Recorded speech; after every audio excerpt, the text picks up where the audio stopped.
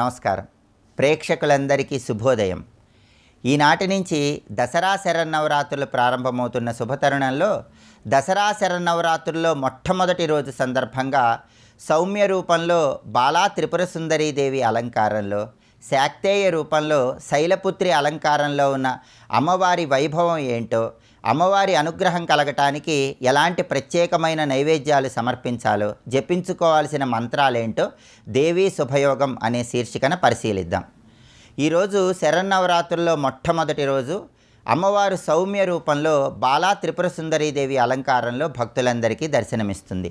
భండాసురుడనేటటువంటి రాక్షసుడికి ఉన్నటువంటి 30 మంది కుమారులను సంహరించటానికి లలితా త్రిపుర సుందరీదేవి హృదయం నుంచి బాలా త్రిపుర సుందరీదేవి ఆవిర్భవించింది. అంటే భవబంధాల నుంచి బయటకు వచ్చినప్పుడు, ఆత్మానందం పొందగలిగినప్పుడు బాలా త్రిపుర సుందరీదేవిని దర్శనం చేసుకోగలం. ఇది ఈ అలంకారంలో ఉన్న అంతరార్థం. బాలా త్రిపుర సుందరీదేవి 9 సంవత్సరాలు కలిగినటువంటి బాలికగా వరద అభయహస్తాలతో ఆవిర్భవించిందని మనకు బ్రహ్మాండ పురాణంలో చెప్పడం జరిగింది.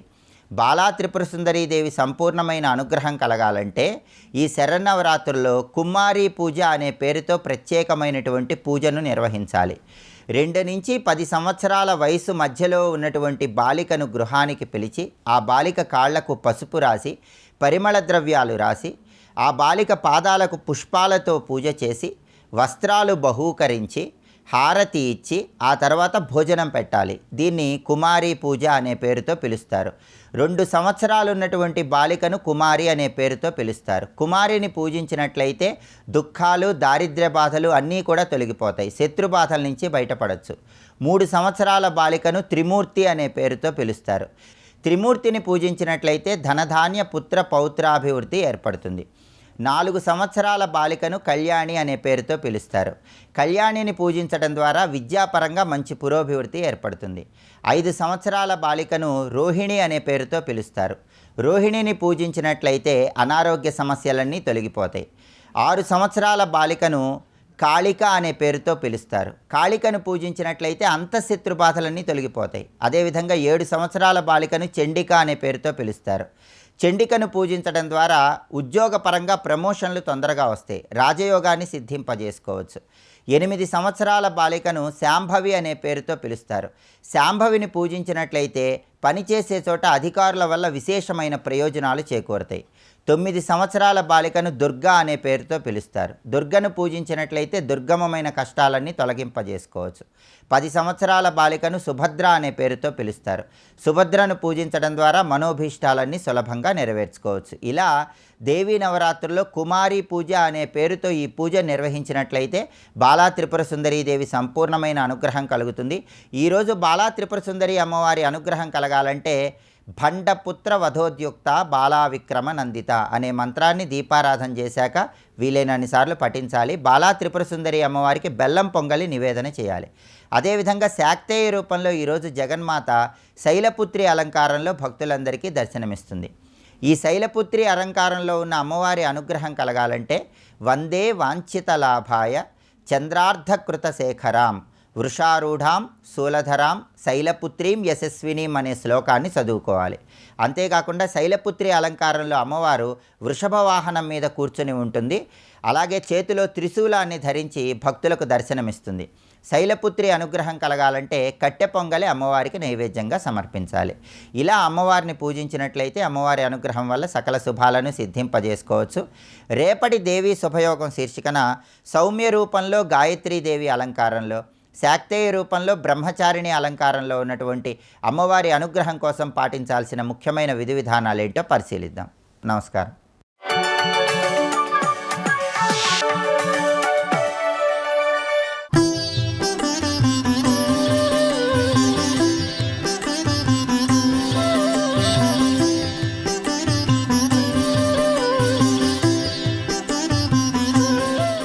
నమో దేవ్యై మహాదేవ్యై శివాయై సతతం నమః. నమః ప్రకృత్యై భద్రాయై నియతాః ప్రణతాస్మతాం. శివాయ గురవే నమః. శ్రీమాత్రే నమః. శ్రీపరదేవతాయై నమః. శరన్నవరాత్రులు ఆశ్వీజ పాడ్యము నుంచి 9 రోజులు చేసి దశమి నాడు పూర్ణం చేసుకుంటారు. ఇలాంటి శరన్నవరాత్రుల సందర్భంగా దేవీ ఆరాధన అనే నామంతో అమ్మవారి యొక్క వైభవాన్ని మనం చెప్పుకోబోతున్నాం. దేవీ ఆరాధన, ఈ మాటలోనే దేవీ శబ్దం ఉన్నది. దేవి అన్నప్పుడు ఏ దేవి? దుర్గాదేవి, లక్ష్మీదేవి, సరస్వతీదేవి, గంగాదేవి, ఇలా రకరకాల దేవీ నామాలతో అనేకం చెప్తూ ఉంటాం. అయితే ఇందులో మనం గమనించినప్పుడు దుర్గా, లక్ష్మీ, సరస్వతి ఇవి మారాయి కానీ దేవి మారలేదు. అంటే దేవి ఎప్పుడూ మారదు. ఆ దేవియే దుర్గగా, లక్ష్మిగా, సరస్వతిగా పలు రూపాలతో వ్యక్తమవుతుంటుంది. అందుకే వేదం మొదలుకొని పురాణాలు, ఇతిహాసాలు అన్నీ కూడా అమ్మవారి గురించి వాడిన మాట దేవి అని వాడే. మార్కండేయ పురాణంలో దేవీ మహాత్మ్యమును ఒక గొప్ప గ్రంథం ఉన్నది. 13 అధ్యాయాలు మహాగ్రంథం. దానికి లోకంలో చండీ సప్తసతి అని, చండీ నవసతి అని, చండీ యాగాలని చెప్తూ ఉంటారు. కానీ అసలు దాని పేరు దేవీ మహాత్మ్యం. వ్యాసుడు దానికి దేవీ మహాత్మ్యం అనే పేరు పెట్టాడు. అలాగే వ్యాసుడు అమ్మవారి కథనంతటి పెద్ద పురాణంగా రచించి దానికి దేవీ భాగవతం అని పేరు పెట్టారు. వేదాల్లో కూడా దేవీ సూక్తములు చాలా ఉన్నాయి. సైషా దేవీ జగదండమసృజత అని దేవీ సంబంధమైన ఒక ఉపనిషత్తు ఉన్నది. అంటే సా ఏషా దేవి, సా ఆమె అంటే అనిర్వచనీయమైనటువంటి ఆ పరాశక్తి దేవి ఈ జగదండమును అంటే బ్రహ్మాండమును సృజించింది అని ప్రారంభిస్తారు. అంటే అక్కడ కూడా దేవి అనే మాట వాడారు. అంటే అమ్మవారికి దేవి అనే మాట సరి అని పేరు. ఆ దేవియే వివిధ రూపాలతో కనబడుతున్నప్పుడు వివిధ నామాలు కలుపుతున్న లక్ష్మీదేవి, గంగాదేవి, దుర్గాదేవి, సరస్వతీదేవి, వాణీదేవి అంటున్న వాగ్దేవి ఇత్యాదుల పేర్లు. కనుక దేవి అనేది ప్రధానమైన నామం కనుక మొత్తం అమ్మవారి స్వరూపాన్ని తెలియజేసే నామం దేవి. అలాంటి ఆ దేవి గురించి శ్రీ సూక్తంలో శ్రియం దేవీముపఫ్ఫయే అని ఉంది. శ్రియం దేవీం అంటే శ్రీ అనగా మహాలక్ష్మి, లక్ష్మీదేవిని మేము ఉపఫ్వయే ఆశ్రయిస్తున్నాము, స్తుతిస్తున్నాము. ఆ తల్లి ప్రణో దేవి సరస్వతి వాజేభిర్వాజినీవతి అంటూ సరస్వతి సూక్తముల్లో ప్రణో దేవీ సరస్వతి అన్నారు. ఇక దుర్గాం దేవీం శరణమహం ప్రపద్యం దుర్గా సూక్తంలో వేదమే చెప్తుంది. వేదంలో దుర్గాం దేవీం, శ్రియం దేవీం, సరస్వతీం దేవీం అని కూడా దేవీ శబ్దంతో చెప్పారు ఇక్కడ. అలాంటి ఆ దేవి నమో దేవ్యై మహాదేవ్యై శివాయై సత్తన్నమః అంటూ దేవీ మహాత్మ్యంలో గొప్ప స్తోత్రం ఉంది. ఇంకొకటి యాదేవీ సర్వభూతేషు మాతృరూపేణ సంస్థిత నమస్తస్యై నమస్తస్యై నమస్తస్యై నమో నమః యాదేవీ సర్వభూతేషు శక్తిరూపేణ సంస్థిత యాదేవీ సర్వభూతేషు బుద్ధిరూపేణ సంస్థిత అని దేవీ సూక్తం ఒకటి విస్తారంగా మనకు కనబడుతుంది. ఇందులో బుద్ధిరూపేణ, శక్తిరూపేణ, మాతృరూపేణ ఇలా అన్నీ మారుతాయి కానీ యా దేవీ సర్వభూతేషు మారదు. పరిశీలించండి. సర్వభూతేషు అంటే సర్వప్రాణుల యందు ఏ దేవి బుద్ధి రూపంలో ఉన్నదో శక్తి రూపంలో ఉన్నదే అంటున్నారు. అంటే ఆ దేవియే బుద్ధిగా, శక్తిగా వివిధలుగా ఉన్నది అంటున్నారు. అక్కడ దేవి అనే మాట వాడారు ఇక్కడ. అదేవిధంగా సీతాదేవిని స్మరిస్తూ హనుమంతుడు అమ్మవారిని ధ్యానం చేస్తూ నమోస్తు రామాయ సలక్ష్మణాయ దేవ్యై చ తస్యై జనకాత్మజాయే అంటాడు. దేవి అని సీతమ్మకు నమస్కారము అన్నారు. కానీ దేవి అనగానే సంపూర్ణమైనటువంటి అమ్మవారి యొక్క తత్వం ఉన్నది. అందుకే దేవి అనే మాటే ఒక మంత్ర సమానమైన నామం అయిపోయింది. నమో దేవ్యై అన్నా చాలు. అయితే ఈ దేవి ఎలాంటిది అంటే అందరి దేవతల్లో ఒకటే అనుకోకూడదు కనుక మహాదేవ్యై అన్నారు ఇక్కడ. మహాదేవి అని పేరు కూడా ఆ తల్లికి ఉన్నది. ఎందుకంటే దేవతలు, దేవుళ్ళు ఈ రెండు శబ్దాలు చూసుకోవాలి. దేవత అంటే స్త్రీలింగం, దేవుడు అనేది పుంలింగం. మనకి పుంరూప దేవతలు చాలామంది ఉన్నారు కదా. అంటే ఇంద్రుడు, యముడు, వరుణుడు ఇలా చాలామంది ముక్కోడి దేవతలు అంటారు. ఈ ముక్కోడి దేవుళ్ళు వాళ్ళు మగస్వరూపాలు. ఇక స్త్రీరూప దేవతలు కూడా చాలామంది ఉన్నారు. కానీ ఈ దేవుళ్లకు ఆ స్త్రీరూప దేవతలకు మూలమైన శక్తి ఏదో అది దేవి. అయితే ఈ దేవి స్త్రీయా పురుషుడా అంటే దేవా దేవి నిజానికి ఒకే పరాశక్తి యొక్క పేర్లు, ఒకే పరమాత్మ యొక్క పేర్లు. అందుకే శృతిలో కూడా ఒక మాట చెప్తూ సర్వభూతేషు గుణ ఏకో దేవ అన్నారు. ఏకో దేవ సర్వభూతేషు గుణ. సర్వప్రాణుల యందు ఎవరు రహస్యమైన శక్తిగా ఉన్నారో, ఆ చైతన్య స్వరూపంగా ఉన్నారో ఆ దేవుడికి నమస్కారం అన్నారు ఇక్కడ.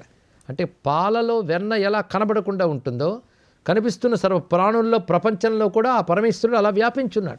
అలా వ్యాపించిపోయిన ప్రకాశస్వరూపుడైన పరమేశ్వరుడు దేవుడు అనిపించుకుంటాడు పుంలింగంలో. స్త్రీలింగంలో అదే దేవి అవుతుంది. కానీ దేవుడు అన్న దేవి అన్న ఒకటే అర్థం. అది సర్వ చైతన్య స్వరూపమైన పరమాత్మయే. అయితే దేవి అనగానే ఒక మాతృభావన కలుగుతున్నది. అంటే ఒక మహాశక్తిని మాతృభావనతో మనం ఆరాధిస్తున్నప్పుడు మాతృభావనతో ఒక తల్లిలా ఆ శక్తి మనల్ని అనుగ్రహిస్తుంది కనుకనే పరాశక్తిని మనం దేవి అని కొలుచుకుంటున్నాం. ఆ దేవి మహాదేవి.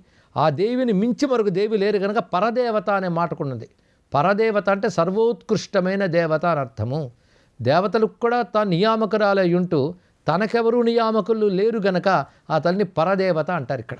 ఇది దేవి అనే తత్వం. అలాంటి దేవిని శరన్నవరాత్రుల్లో మనం ఆరాధించుకుంటున్నాం. నిజానికి నిత్యము దేవతను ఆరాధించవలసినదే, కానీ శరన్నవరాత్రులకు ఒక ప్రత్యేకత ఉన్నది. శరత్తు, వసంతము ఈ రెండూ కూడా మనకి వేదముల యందు ప్రయోగం కనబడుతుంటుంది. 100 వసంతాలను మాట్లాడుతుంటాం, ఎందుకంటే మన వసంతం నుంచి సంవత్సరం లెక్కిస్తాం గనక 100 వసంతాలు అంటాం. కానీ వేదంలో 100 శరత్తులోనే మాట ఉన్నది. జీవేమ శరదశతం, నందామ శరదశతం, మోదామ శరదశతం, భవామ శరదశతం అని. అంటే అర్థం ఏంటి? 100 శరత్తులు కూడా మేము చక్కటి ఇంద్రియ పుష్టితో ఉంటూ పరమాత్మను ఉపాసిస్తామని అర్థం ఇక్కడ. అంటే 100 శరత్తులు అంటే అర్థం ఏంటి? 100 సంవత్సరాలని అర్థం. 100 వసంతాలన్నా 100 సంవత్సరాలని అర్థం. వసంతము శరత్తు రెండింటినీ కూడాను మన సంవత్సర గణనలో తీసుకుంటున్నాం. అంటే వసంతం ఎంత ప్రధానమో శరత్తు అంత ప్రధానమని కదా అర్థం. అయితే ఈ శరత్తు విశేషం ఏంటంటే శరదృతువు ఆశ్వీజ మాసంలో ప్రారంభం అవుతుంది. ఆశ్వీజము కార్తీక మాసము కలిపి శరదృతువు అంటాం. ఆశ్వీజ మాసం అంటే పూర్ణిమ నాడు అశ్విని నక్షత్రం ఉంటుంది. అశ్విని నక్షత్రం నక్షత్రాల్లో మొదటిది, కానీ నక్షత్ర రీత్యా ఆశ్వీజం మొదటి మాసం అవుతుంది. అందుకే శరత్తుల కింద లెక్క కడుతూ 100 శరత్తులు అనడానికి కారణం ఇది, లెక్క ప్రధానం. అలాగే వసంతం మనకి ఋతువుల్లో మొదటిది కనుక వసంతం కూడా లెక్కలకు తీసుకుంటాను. కానీ శరదృతువు ప్రారంభమైనప్పుడు మొదటి 9 రోజులు మనం అమ్మవారిని ఆరాధన చేసినట్లయితే మొత్తం సంవత్సరం అంతా ఆరాధించిన ఫలితం లభిస్తుంది. అందుకే శరన్నవరాత్రులు అంటారు. ఈ శరన్నవరాత్రుల్లో ఏ ఆధ్యాత్మిక సాధన అయినా ఉత్కృష్టమైన ఫలితాన్ని ఇస్తున్నది. అది విష్ణువారాధన కావచ్చు, శివారాధన కావచ్చు, శక్తి ఆరాధన కావచ్చు, ఉత్కృష్టమైన ఫలాన్ని ప్రసాదిస్తుంది. అయితే అమ్మవారి ఆరాధన అంటే సర్వదేవత ఆరాధనయే. అందుకే శరన్నవరాత్రులు పాడ్యము నుంచి నవమి వరకే నవరాత్రులు అంటారు. అదే శరత్కాలంలో మొదటి 9 రోజులు శరన్నవరాత్రులు అంటారు కనుక అమ్మవారిని మనం ఆరాధన చేసుకుంటున్నాం. అటువంటి శారదారాధ్య శరన్నవరాత్రుల్లో పూజింపబడే జగన్మాతకు నమస్కరిస్తూ స్వస్తి.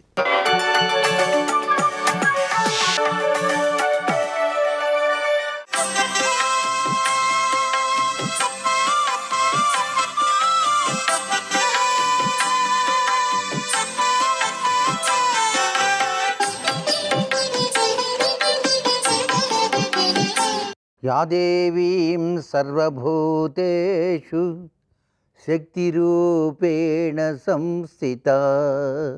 ఈరోజు నుంచి ఆశ్వీజ మాస ప్రారంభం. ఆశ్వీజ మాసంలో అద్వితీయమైనటువంటి అమ్మలగన్న అమ్మ పెన్నుదిలిచ్చడి లక్ష్మి పేర్వడ్డ అనాది శక్తి అయినటువంటి ఆ దుర్గమ్మను వివిధ రీతులలో సాంప్రదాయబద్ధంగా అర్చన చేసేటువంటి విధి విధానం ఉంది. దీన్నే మనం దసరా నవరాత్రులు అని చెప్పేసి కూడా పిలుస్తూ ఉంటాం.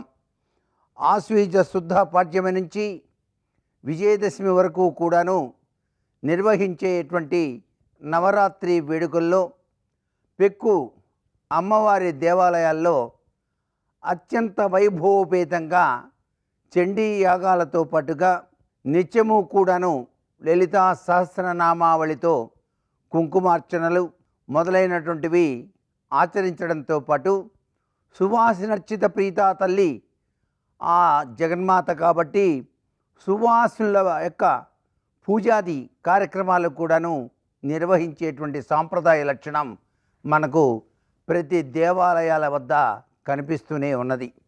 ఏది ఏమైనప్పటికీ ఆ తల్లి చండముండ నిశుంభ శుంభ ప్రచండ దైత్య విమర్దిని కాబట్టి ఆ తల్లి ఒక్కొక్క రోజు ఒక్కొక్క అవతార స్వరూపంలో అనేక మంది రాక్షసులను సంహరించి మనందరినీ కూడాను సంరక్షించింది. కాబట్టి ఈ దసరా నవరాత్రులన్నీ కూడాను దేవీ తత్వంలో చక్కగా త్రికరణ శుద్ధితో పూజించడానికి చేసేటువంటి విధి విధానాల్ని మనం ఆచరిస్తున్నాం. మొదటి రోజు బాలా త్రిపుర సుందరి అవతార స్వరూపం అందరికీ కూడాను అన్ని విధాల శ్రేయోదాయకంగా ఆ తల్లి మన్ని రక్షించేటువంటి సాంప్రదాయబద్ధమైనటువంటి ప్రభావం. ఈ బాలా త్రిపుర సుందరి దేవిని ఎవరైతే అర్చిస్తారో వారికి విద్యలో విజయం, వ్యాపారంలో అభివృద్ధి, ఆరోగ్యప్రదమైనటువంటి జీవన విధానాన్ని కొనసాగించడానికి ఆస్కారం ఉంటుంది. సర్వే జనా సుఖినో భవంతు.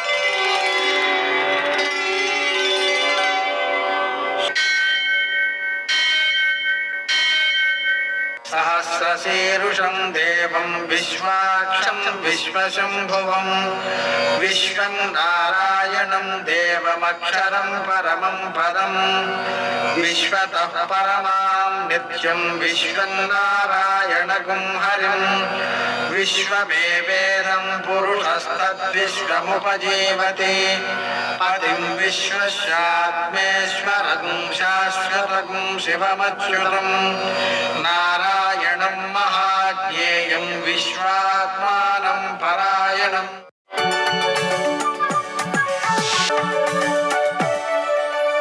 సూర్యశౌర్యమథేంద్రపదవీ సన్మంగళం మంగళం. నమస్తే భగవన్ దేవ దత్తాత్రేయ జగత్ప్రభో సర్వబాధా ప్రశమనం కురు శాంతిం ప్రయచ్చమే. నేటి కాలమాన విశేషాన్ని గమనిద్దాం.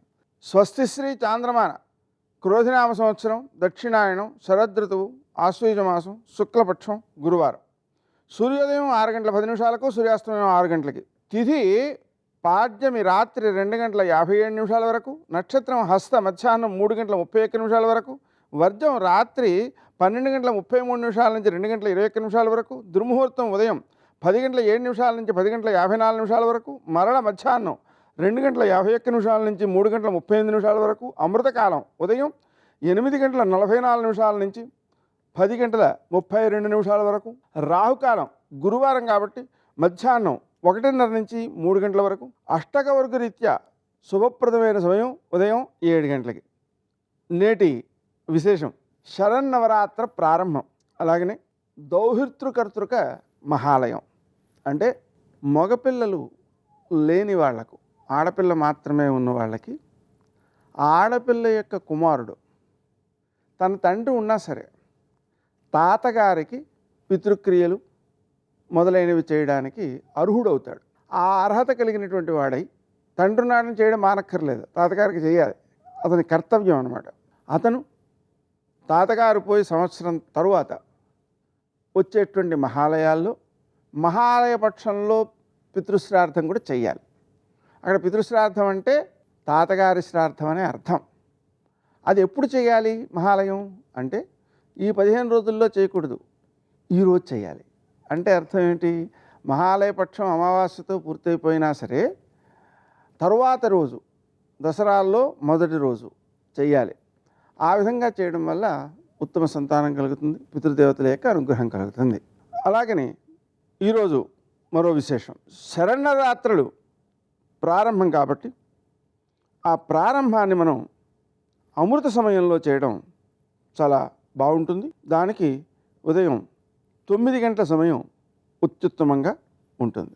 దేవీ నవరాత్రి ఉత్సవాల సందర్భంగా ఈరోజు బాలాదేవిని అర్చించుకోవడం జరుగుతుంది. దీని ద్వారా మన పిల్లలు సద్బుద్ధులు కలిగి దైవీ శక్తులతో వృద్ధి చెందుతారు. సామాన్యంగా ఈ నవరాత్రి ఉత్సవాలలో 2వ సంవత్సరం నుంచి 9వ సంవత్సరం వరకు ఉండే వయస్సు కలిగినటువంటి పిల్లలను అమ్మవారిగా అలంకరించి పూజించడం జరుగుతుంది. వాటి వల్ల పిల్లల్లో దేవితో ఏకాత్మ భావన సిద్ధించి దైవీ శక్తులు వారిలో వృద్ధి చెందుతాయి. నేటి ఆణిముత్యాలు.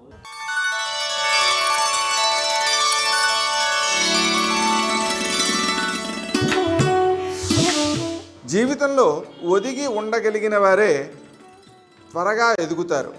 పరిస్థితులు ఎంతగా అణచివేసినా అంతిమ విజయం వారిదే.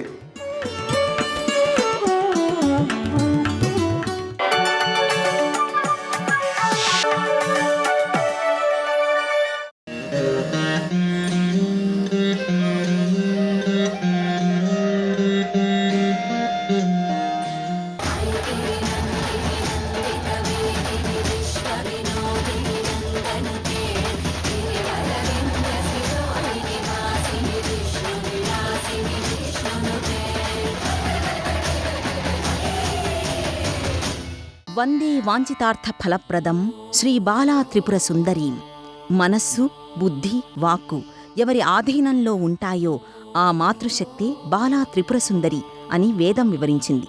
శ్రీచక్ర సంప్రదాయ రీత్యా షోడశీ మహావిద్యకు బాలాంబ అధిష్టాన దైవం. సమస్త దేవీ ఉపాసనా మంత్రాలకు ఆద్య మంత్రం బాలామంత్రం. శ్రీ బాలామంత్ర ఉపాసన ద్వారా పూర్ణత్వాన్ని సాధకులు సాధిస్తారు. శ్రీచక్ర మేరువులో మొట్టమొదటి ఆమ్నాయంలో ప్రథమ శక్తిరూపిణి బాలాంబికేశ్వరి. శ్రీవిద్యకు ఈమె ఆద్యురాలు. శక్తి మాతృక గోచరమయ్యే మొదటి రూపం బాలా త్రిపురసుందరి. దేవీ ఉపాసనకు ఈ నవరాత్రులలో సాధకులు మొదట ప్రాథమిక స్థాయి అంటే బాల్యావస్థ నుంచి ప్రారంభించి క్రమేపీ ఊర్ధ్వంగా ప్రయాణిస్తారు. అందుకు తొలి హేతువు బాలచాముండేశ్వరి.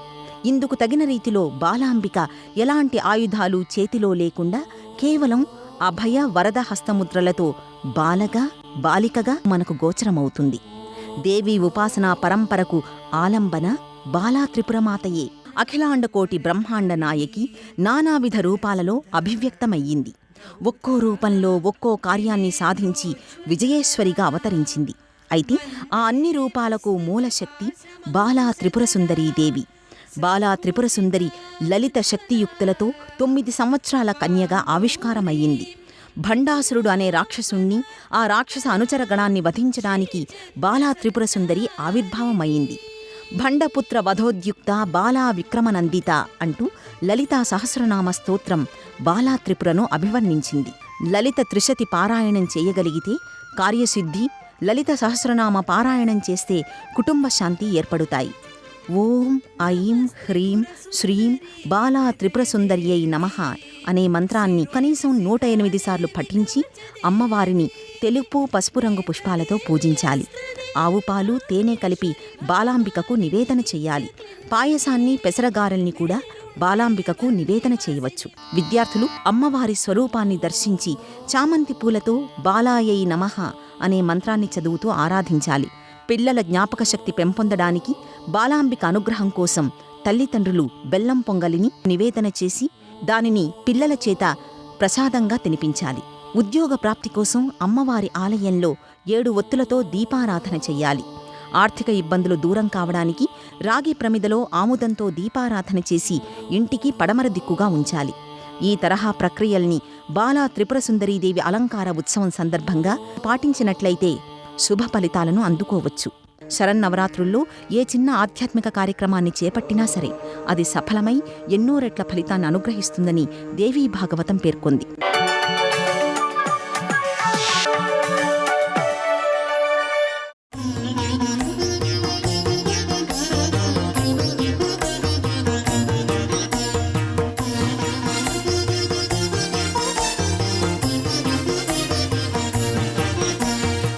లలితాపరా భట్టారికా స్వరూపం గురించి మనవి చేస్తాను.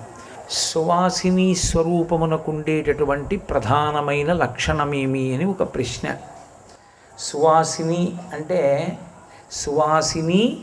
సువాసిన్యర్చన ప్రీత అని లలితాపరా భట్టారికా స్వరూపానికి 2 నామాలు. సువాసిని ఆమె, సువాసినిగా ఈ లోకమునందున్నటువంటి స్త్రీలు. సువాసిన్యర్చన ప్రీత, అటువంటి సువాసినుల చేత అర్చింపబడుట యందు ప్రీతి పొంది ఉండేటటువంటి తల్లి. సువాసిని అన్న మాటకి యథార్థమైనటువంటి అర్థం కేవలం పెళ్ళైపోయిన ఆడది అని కాదు. సువాసిని పూజ అని చేస్తారు ప్రత్యేకంగా. ప్రతిరోజు సువాసిని పూజ, బాల పూజ ఉంటాయి, కుమారీ పూజ. అందులో సువాసిని పూజ చేసేటప్పుడు చాలా చోట్ల లక్ష్మీదేవి యొక్క నామములతో కానీ లలితా స్తోత్రం కానీ చేస్తూ ఉంటారు. కానీ అది కాదు, కల్పం అలా లేదు. సువాసిని పూజ చేసేటప్పుడు సువాసిని పూజకి సంబంధించిన నామములనే చదవాలి. సువాసిని పూజలో ఈ లోకమునందు వివాహమైనటువంటి ఒక గృహిణి ఎందుచేత పూజ పొందడానికి అర్హురాలైందో తత్విశేషములను సమన్వయం చేస్తూ నామములు చెప్తారు. ఆ నామముల చేత ఆమె పూజార్హత పొందినది అన్న విషయం మీకు అర్థమవుతుంది. పరదేవత సువాసిని, పరదేవతా లక్షణము ప్రకాశించినటువంటి గృహిణి సువాసిని. ఏమిటి దాని అర్థం అంటే, సువాసినికి కేవలముగా మంగళసూత్రం, నల్లపూసలు, మట్టెలు, సిగలో పువ్వులు, చేతికి గాజులు, చెవికి తాటంకములు ఇవే ప్రధానం కాదు. కొన్ని గుణములు ప్రధానములై ఉంటాయి. అందులో మొట్టమొదటిది ఏది అంటే పతిభక్తి కలిగినటువంటిదై ఉండాలి. రెండవది బంధుజనుల యందు విశేషమైనటువంటి ప్రీతి కలిగినదై ఉండాలి. అన్నదానం చెయ్యడంలో, ఇంటికొచ్చినటువంటి అతిథికి అన్నం పెట్టడంలో అన్నపూర్ణా స్వరూపము యొక్క అంశని పొందినదై ఉండాలి. ధర్మమునందు విశేషమైనటువంటి అనురక్తి కలిగినదై ఉండాలి. పెద్దల చేత మన్నన చేయబడినటువంటి నడవడ కలిగినదై ఉండాలి. అందుకే సీతమ్మ గురించి చెప్తూ వాల్మీకి రామాయణం సుందరకాండలో ఆ తల్లి ఎంత గొప్పది అంటే మాన్యావురు వినీతస్య అంటారు వాల్మీకి మహర్షి. ఆమె పెద్దల చేత పొగడబడినటువంటి నడవడి కలిగినటువంటి తల్లి, అంచేత పెద్దల చేత అభినందింపబడినదై ఉండాలి. అటువంటి లక్షణములు కలిగి ఉన్నదైతే ఆమె సువాసిని పూజ పొందుటకు అర్హురాలు. కేవలం పెళ్ళవడం సువాసినిత్వం కాదు, పెళ్ళి అయిన తరువాత ఈ గుణములను పొంది ఉండడం సువాసినిత్వం. ఆమె పుత్రపౌత్రాభివృద్ధి యందు అనురక్తి కలిగినదై ఉండాలి. నేను కొడుకుల్ని మనవల్ని చూడాలనేటటువంటి ఉత్సాహము కలిగినదై ఉండాలి. ఈ లక్షణములు ఉంటేనే సువాసిని. ఈ లక్షణములు మొట్టమొదట ఉన్నదెవరికి అని అడిగారు. ఈ లక్షణములు మొట్టమొదట ఉన్నదెవరికి అంటే తల్లి జగన్మాత అయినటువంటి లలితాపరాభట్టారికా స్వరూపానికి. ఆ తల్లి సువాసిని. అందుకే లోకంలో ఆమె అనుగ్రహము ఎవరి యందు ప్రసరించిందో వాళ్ళు కూడా సువాసినిత్వమును పొందుతారు. ఆ సువాసిని అసలు నిత్య సువాసిని అయిన అమ్మ సువాసిన్యర్చన ప్రీత, సువాసినుల చేత అర్చన పొందుట యందు ప్రీతి కలిగి ఉంటుంది. మీరు చూడండి, మనకి ఏదైనా ఒక వ్రతం చేస్తున్నారు అంటే ఆడవాళ్ళకి సంబంధించినంత వరకు ఒక ప్రత్యేక నియమం ఒకటి ఉంటుంది. ఏమిటది అంటే స్త్రీలు చేసేటటువంటి వ్రతములన్నీ కూడా రెండుగా మారుతాయి. ఒకటి వివాహపూర్వమునందు చేసేవి, ఒకటి వివాహానంతరము చేసేవి. వివాహపూర్వం చేసేటటువంటి వ్రతాలకన్నిటికీ ప్రయోజనం ఒక్కటే, మంచి భర్త రావాలి. వివాహానంతరము చేసేటటువంటి వ్రతములకన్నిటికీ ఫలితము ఒక్కటే, నా భర్త, నా మరిది లేదా మరుదులు, నా అత్తింటి వారు, బిడ్డలు, పుట్టింటి వారు కూడా సౌఖ్యంగా ఉండాలి. మొదట అత్తింటి వారిని చెప్తుంది, తర్వాత పుట్టినింటి వారిని చెప్తుంది. మగవాడు అలా చెప్పడం, ఆడదొక్కతే చెప్తుంది. అందుచేతనే ఒక స్త్రీని ప్రశ్నిస్తే అమ్మ మీరెవరు అని అడిగితే నేను ఫలానా వారి కోడలని చెప్తుంది. అది వైదికం. అందుకే సీతమ్మ పృథివ్యా రాజసింహానాం ముఖ్యస్య విదితాత్మనః స్నుషా దశరథస్యాహం శత్రుసైన్య ప్రతాపినః అంటుంది. స్నుషా, నేను ఫలానా వారి కోడల్ని, దశరథ మహారాజు గారి కోడల్ని అంటుంది. వివాహ పూర్వం వివాహానంతరం కూడా ఆడది చేసేటటువంటి వ్రతంలో తన కొరకు అని ఏమీ చెయ్యదు. తన కొరకు అని చేసుకునేది ఏమి ఉండదు. మరి ఏవి ఆమె యొక్క సుఖము, ఏది ఆమెకి ఆనందదాయకము అంటే ఆమె భర్త సుఖమే ఆమె సుఖం, ఆమె అత్తింటి వారి సుఖమే ఆమె సుఖము, ఆమె పుట్టినింటి వారి సుఖమే ఆమె సుఖము. వారి దుఃఖము ఆమె సుఖము కాదు, వాళ్ళ దుఃఖం ఆమె దుఃఖం. తనకి అంటూ సుఖము లేనిది కనుక, అంత త్యాగమూర్తి అయి జీవిస్తుంది కనుక సువాసినిత్వము కలిగినటువంటి ఆడదాని వలన నెలకి పడేటటువంటి 3 వర్షములలో 1 వర్షం పడుతుంది అన్నారు. వ్రతం చేసే ముందు గోమయంతో అలకలేదు. మీరు ఎక్కడ మంటపం పెడుతున్నారో అక్కడ గోమయంతో అలకకుండా వ్రతం చేశారు. ఇప్పుడు వ్రతం సిద్ధిస్తుందా అని నన్ను అడిగారు అనుకోండి, నేనేం చెప్తానంటే అనుమానం అమ్మ అని చెప్తాను. ఎందుచేత భూమికి శుద్ధేది. అక్కడ మీరు పరదేవతని ఆవాహన చేసి వ్రతసిద్ధి పొందాలి అంటే ఆవిడ కూర్చోడానికి యోగ్యత ఉండాలా? ఆ యోగ్యత ఉంటే కదూ ఆవిడొచ్చి కూర్చోవడం. అలా కూర్చోవాలి అంటే ఆ భూమి శుద్ధి పొందాలి. భూమి శుద్ధి పొందాలి అంటే ఒక్కటే కారణానికి శుద్ధి పొందుతుంది, గోమయం చేత అలకాలి. ఆ గోమయం చేత అలకకుండా చేశారనుకోండి, అక్కడ వచ్చి లక్ష్మీదేవి కూర్చుంటుందా అంటే చెప్పడం కష్టం. సర్వం శ్రీ ఉమామహేశ్వర పరబ్రహ్మార్పణమస్తు. స్వస్తి.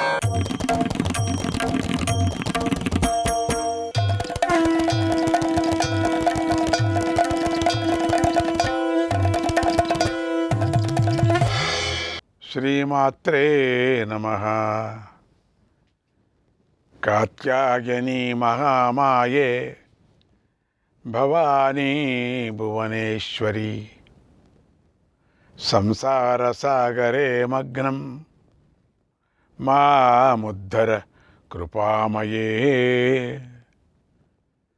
బ్రహ్మ విష్ణు శివారాధ్యే ప్రసాదం జగదంబికే మనోభిలషితం దేవి వరం దేహి నమోస్తుతే. ఈ శ్లోకాన్ని ఎప్పుడూ కూడా దేవీ భాగవతాన్ని వినేటప్పుడు లేదా చదువుకునేటప్పుడు మొదటిగా చెప్పుకోవాలి. చివర్లోనూ చెప్పుకొని శ్రీమాతకు నమస్కారం పెట్టి స్తుతించాలి. ఈ నవరాత్రుల్లో అందరూ శ్రీమాత అని స్మరిస్తూనే ఉండండి. వీలు పడితే రాయండి కూడా, శ్రీమాత అని కూడా రాయవచ్చు.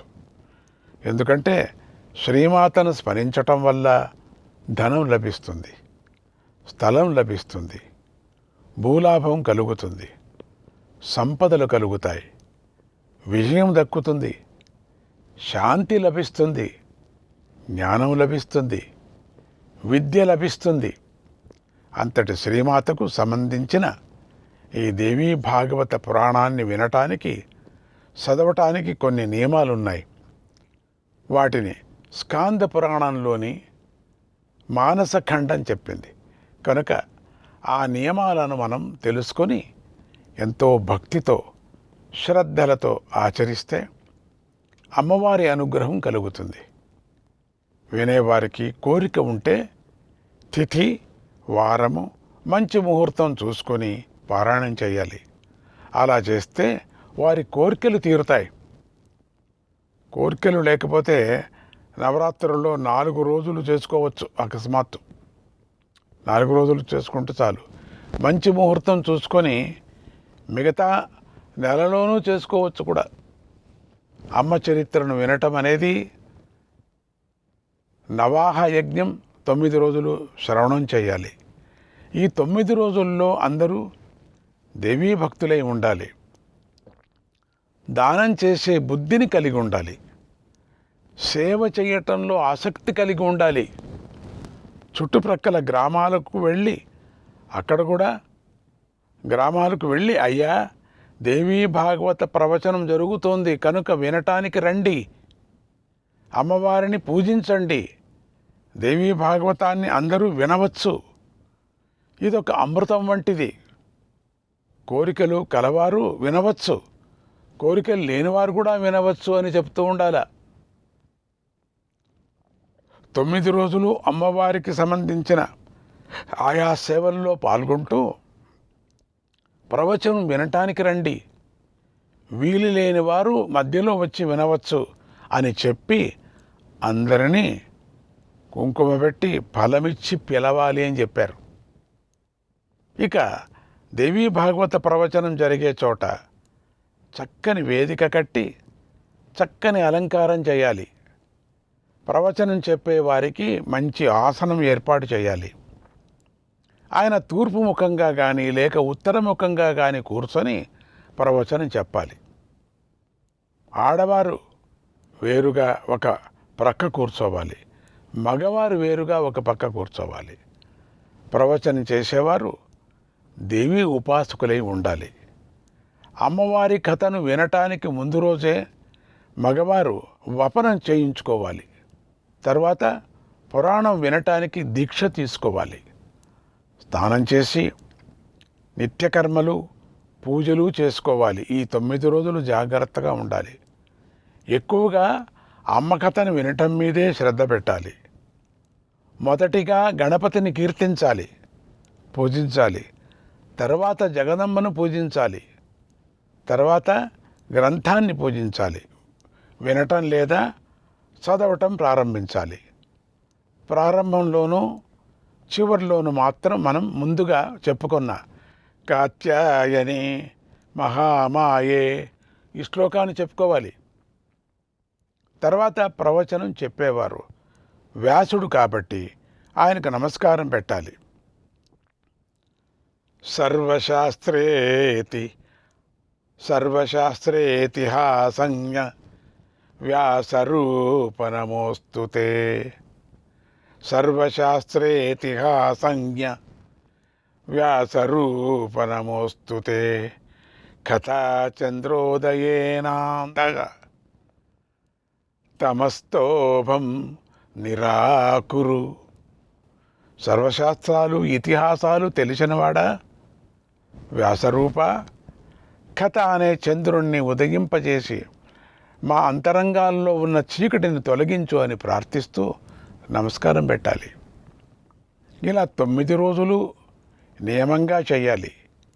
లౌకిక వ్యవహారాలన్నీ విడిచిపెట్టి అమ్మకథను శ్రద్ధగా శ్రవణం చేయాలి. అప్పుడే 4 పురుషార్థాలు లభిస్తాయి. ఈ 9 రోజులు కేవలం సాత్వికమైన ఆహారాన్నే తినాలి. అది కూడా చాలా స్వల్పంగానే తినాలి. ఒక పూట మాత్రమే భోజనం చేయాలి. ముఖ్యంగా ఈ 9 రోజులు అందరూ కఠినంగా బ్రహ్మచర్యం పాటిస్తూ నేల మీదే పడుకోవాలి. సత్యాన్నే మాట్లాడుతూ ఉండాలి. ఇంద్రియ నిగ్రహం కలిగి ఉండాలి. ఈ నవరాత్రుల్లో తినగూడని పదార్థాలు కొన్ని ఉన్నాయి, కొన్ని కాయగూరలు ఉన్నాయి. వాటిని తెలుసుకొని ఆరోగ్యాన్ని దృష్టిలో ఉంచుకొని ఇంద్రియ నిగ్రహాన్ని దృష్టిలో ఉంచుకొని విడిచిపెట్టాలి. మద్యమాంసాలు అయితే పూర్తిగా విడిచిపెట్టాలి. ఈ 10 రోజులు కామము, క్రోధము మొదలైన 6 శత్రువులకు దూరంగా ఉండాలి. చెడ్డవారితో మాట్లాడకూడదు. మంచివారిని తిట్టకూడదు. వీలైనంత వరకు ఈ 9 రోజులు అందరూ మౌనం పాటిస్తూనే మంచిది. మౌనమే పాటించాల. చక్కని గుణాలు కలిగి చక్కగా నడుచుకోవాలి. పవిత్రంగా ఉండాలి. దయ కలిగి ఉండాలి. మితంగా మాట్లాడాలి. రోగులు, ఆర్తులు, భయపడేవారు, ధనం కోరుకునేవారు, పుత్రులు కోరుకునేవారు, పిల్లలు కలగనివారు, పుట్టిన పిల్లలు అనారోగ్యంగా ఉన్నవారు మొదలైన వీరందరూ కూడా ఎంతో శ్రద్ధగా అమ్మ చరిత్రను వినాలి. అప్పుడే వారికి ఫలం లభిస్తుంది. పెళ్లి చేసుకోకుండా అలాగే ఉండిపోయిన వారికి కూడా అమ్మ చరిత్రను వింటే కోరింది దక్కుతుంది. 4 పురుషార్థాలు దక్కుతాయి. ఖండితం వాళ్ళకి దక్కుతుంది. ఈ 9 రోజులు 9 యజ్ఞ దినాలతో సమానము. కనుక ఈ 9 రోజులలో చేసిన దానాలకు, హోమాలకు, జపాలకు అనంత ఫలం లభిస్తుంది. 9 రోజులు అయిపోతుంది కదా. అయిన తర్వాత ఫలాన్ని మనం అమ్మవారికి సమర్పించాలి. కృష్ణార్పణం అమ్మవారికి సమర్పించాలి. అప్పుడే కోరిన కోరిక తీరుతుంది. ఏ కోరిక లేకోకుండా అమ్మతత్వాన్ని విన్నవారికి ముక్తి లభిస్తుంది. కుమారీ పూజకు, బ్రహ్మభోజనానికి, అన్నదానానికి సేవ చేసుకోవాలి. ఈ రోజులలో గాయత్రీ సహస్రనామాన్ని పఠించాలి. చివరిలో సకల దోషాలు పరిహారం కావటం కోసం విష్ణు సహస్రనామాన్ని పఠించాలి. యస్య స్మృత్యాచ నామోఖ్య తపోయజ్ఞ క్రియాదిషు న్యూనం సంపూర్ణతాం యాతి తస్మాద్విష్ణోంచ కీర్తయేత్. విష్ణుమూర్తిని స్మరిస్తే తపస్సులలో, యజ్ఞము మొదలైన వాటిలలో తెలిసి తెలియకుండా చేసిన లోటుపాట్లు, దోషాలు తొలగిపోతాయి. ఆ కార్యం పూర్ణమవుతుంది. దేవీ భాగవతమంతా గాయత్రీదేవియే కనుక చివరి రోజున చండీ హోమము, గాయత్రీ హోమం కూడా చేయాలి. తర్వాత అమ్మ కథ చెప్పిన వారికి యథాశక్తిగా భూమిని ఇవ్వాలి, బంగారాన్ని ఇవ్వాలి, వస్త్రాలు, ఆభరణాలను ఇచ్చి సంతోషపెట్టాలి. గురువు చెబుతున్నప్పుడు ఆయన కన్నా ఎత్తైన మంచి ఆసనంలో కూర్చొని గర్వంగా అమ్మ చరిత్రను వినకూడదు. అమ్మ కథ చెబుతున్న వారికి నమస్కారం పెట్టకుండా వచ్చి కూర్చున్న, పడుకొని విన్న, విఘ్నాలు కలిగించిన, శ్రద్ధగా వినకపోయినా ఘోర పాపం చుట్టుకుంటుంది. అమ్మ కథ చెప్పేవాడిని గౌరవించాలి, పూజించాలి. ఆయన చెబుతున్న అమ్మ చరిత్రను భక్తి శ్రద్ధలతో వినాలి. ఆయనకు శక్తి కొద్దీ పండు ఇవ్వాలి, ధనాన్ని ఇవ్వాలి. అలా పూజించి సత్కరించిన వారికి వైకుంఠలోకం దక్కుతుంది అని ఈ నియమాలను స్కాంద పురాణం చెప్పింది. కనుక వీటిని పాటించండి. మీ అందరికీ దుర్గా పరమేశ్వరి యొక్క కృప కలుగుగాక అని ఆశీర్వదిస్తూ శ్రీమాత్రే నమః. శంకర జాయ గౌరీ తాయే శంకర జాయ రక్షిసు దేవి రవిశత బాసే రక్షిసు దేవి రవిశత బాసే గౌరీ తాయే శంకర జాయ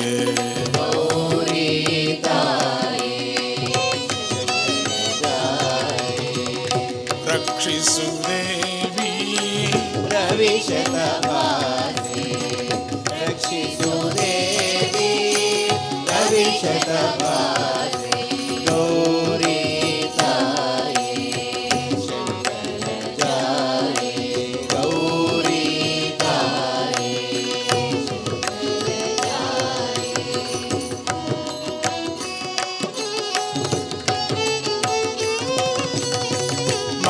मंगलमूर्ते वरकत शोभे मंगलमूर्ते वरकत शोभे सज्जन पोषिणि दोचन वर्धिने सज्जन पोषिणि दोचन वर्धिने गौरी ताये शंकर जाये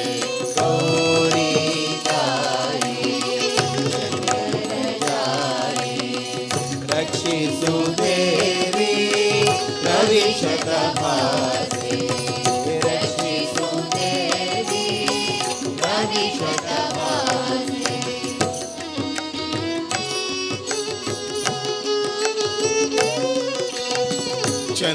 चंद्रापीडे मंदसुहासे चंद्रापीडे मंदसुहासे इंद्रानंदे तंद्रादूरी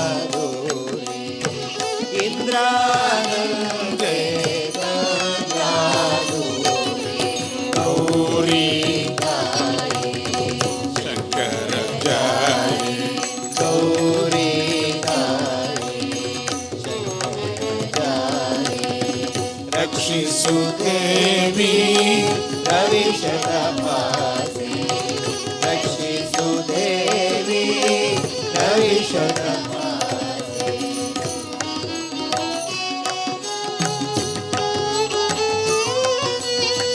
गणपति जननी ज्ञान विधात्री गणपति जननी ज्ञान विधात्री भव भयहारी भजन संतोषिणी भव भयहारिणी भजन संतोषिणी गौरी ताये शंकर जाये गौरी ताये शंकर जाये रक्षिसु देवी रविशतवासी रक्षिसु देवी रविशतवासी